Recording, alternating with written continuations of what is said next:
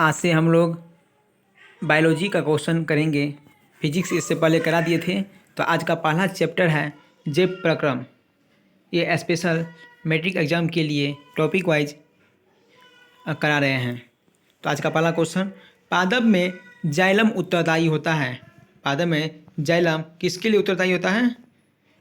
तो जल के वहन के लिए उत्तरदायी होता है। नेक्स्ट, पत्तियों में गैसों का आदान प्रदान कहाँ होता है? यानी पत्तियों में गैसों का आदान प्रदान कहाँ होगा? तो रंध्र में होगा। नेक्स्ट, स्लाइडेन को सर्वप्रथम कंपाउंड माइक्रोस्कोप से देखा जाता है।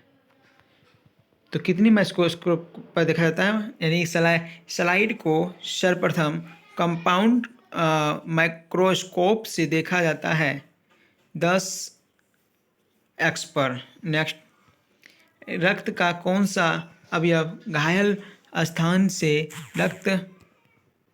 रक्त स्राव के मार्ग को रक्त का थक्का बनाकर अवरुद्ध करता है? तो प्लेटलेट्स यानी प्लेटलेट्स यदि नहीं रहेगा तो रक्त का थक्का नहीं बनेगा। नेक्स्ट, हृदय से रक्त रुधिर को संपूर्ण शरीर में पंप किया जाता है किसके द्वारा? तो नीले द्वारा। नेक्स्ट, ईसीजी का पूरा नाम क्या है? इलेक्ट्रोकार्डियोग्राफ पूरा नाम है। नेक्स्ट, मैग्नीशियम पाया जाता है कहाँ पाया जाता है?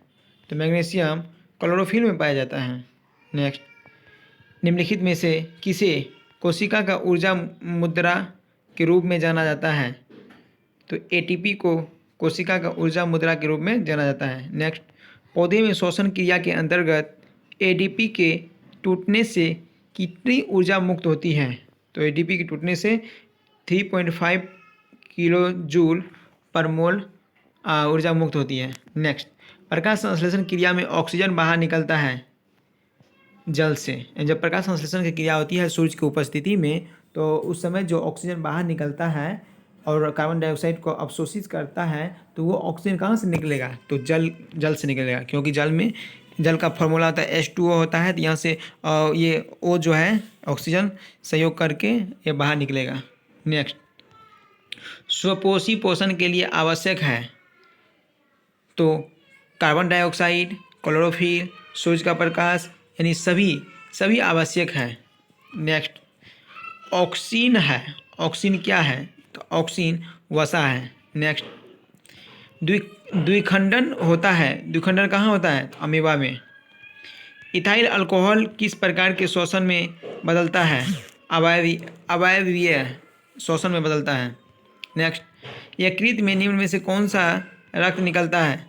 तो पीतरस निकलता है, यानी यकृत से पीतरस निकलता है। नेक्स्ट, प्रकाश संश्लेषण होता है हरे पौधे में, यानी प्रकाश संश्लेषण क्रिया हरे पौधे में होती है। नेक्स्ट, हरे पौधे कहलाते हैं। हरे पौधे क्या कहलाएगा? तो उत्पादक कहलाएगा। इनमें सामान्यतः किसका उपयोग कोशिका द्वारा ऊर्जा उत्पादन के लिए होता है? तो ग्लूकोज का प्रयोग करते हैं ऊर्जा उत्पादन के लिए। मनुष्यों में सांस लेने और छोड़ने की क्रिया को क्या कहता है? श्वासोच्छ्वास, ऑप्शन बी।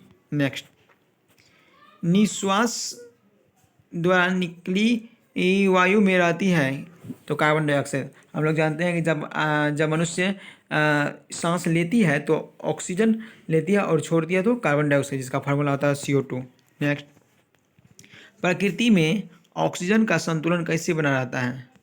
तो ऑक्सीजन का संतुलन प्रकाश संश्लेषण के द्वारा बना रहेगा, क्योंकि जब पौधा जो है प्रकाश संश्लेषण क्रिया करेगी तब तो ऑक्सीजन बाहर निकलेगा, इसलिए प्रकाश संश्लेषण आंसर हो जाएगा।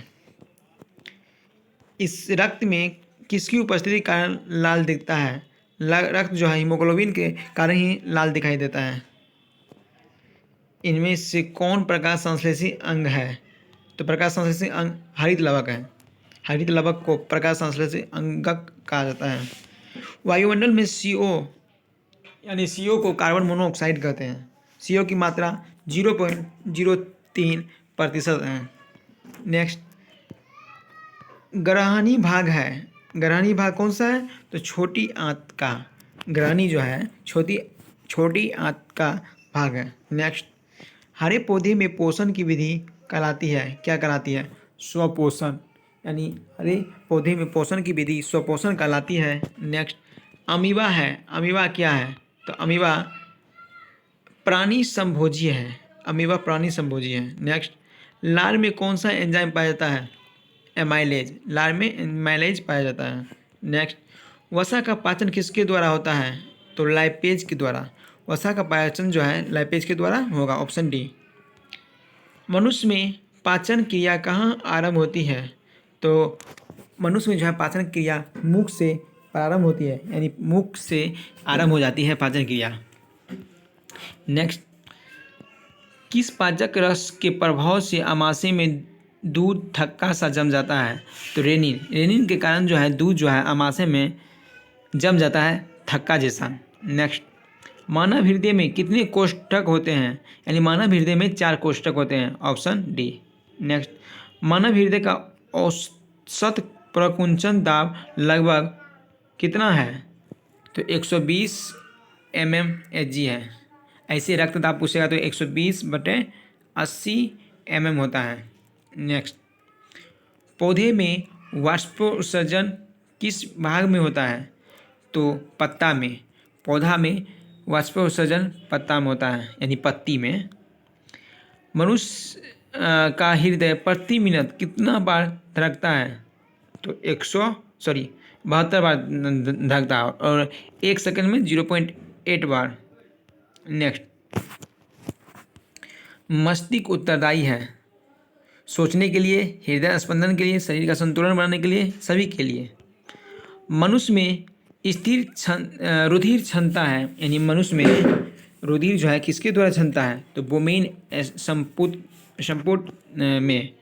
नेक्स्ट, प्रत्येक गुर्दे में कितने नेफ्रॉन होते हैं? प्रत्येक गुर्दे में 1,30,000 नेफ्रॉन होते हैं। नेक्स्ट, पादप अपशिष्ट संचित रहते हैं पत्ती में, छाल में, कोशिकीय रिक्तिकाओं में, सभी में।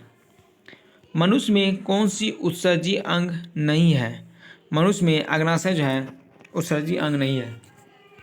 नेक्स्ट, डायलिसिस मशीन द्वारा रक्त के शुद्धिकरण की प्रक्रिया कहलाती है, क्या कहलाएगी? तो हीमोडायलिसिस कहलाएगी, ऑप्शन ए। नेक्स्ट, सामान्यतः ग्लोमेरुलर फिल्ट्रेट में निम्नलिखित में से कौन उपस्थित नहीं होता है?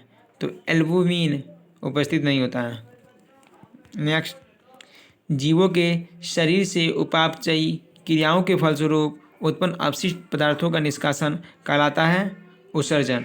नेक्स्ट, वृक्क की भीतरी नतोदर सतह जहाँ से वृक्क धमनी वृक्क में प्रवेश करती है तथा वृक्क से बाहर निकलती है को तो क्या कहते हैं इसको? तो हाइलम कहलाता है। नेक्स्ट, निम्नलिखित में से कौन प्रोटीन एवं एमिनो अम्ल के विखंडन से बनता है?